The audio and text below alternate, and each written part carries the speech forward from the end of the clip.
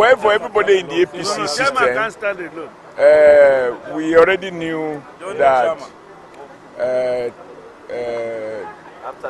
three governors were going to leave: Benue, Kwara, and Sokoto. They have different reasons. You know, you cannot separate the Kwara governor from the Senate president. No matter how you try, it doesn't just work.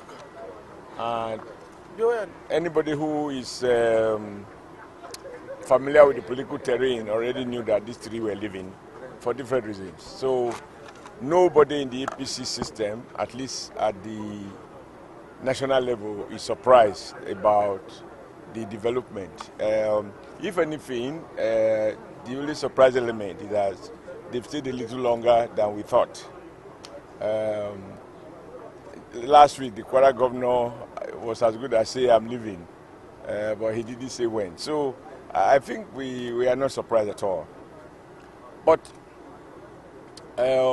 these are what I might call tempting moments. But I have witnessed similar situation in my state, where big people were living.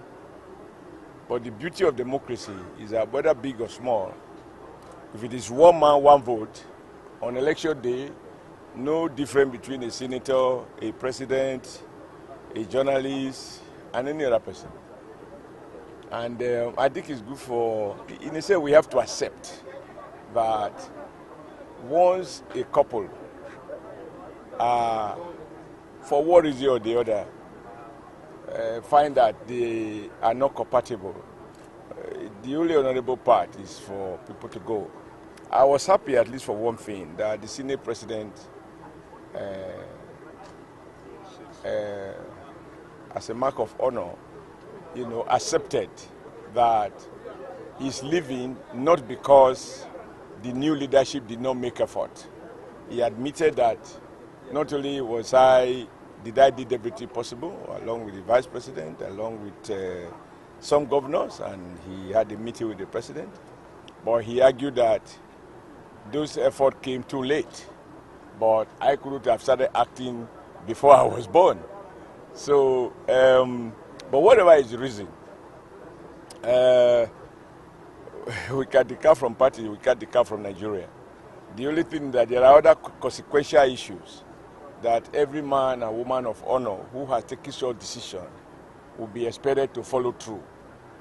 Because, you do not collect a crown that belongs to a family and you wore it on behalf of the family. If for your personal reasons, which he has enumerated, that we don't need to debate them, you have chosen to go to another family, it is just a matter of honor that you leave the crown in the house that the crown belongs to.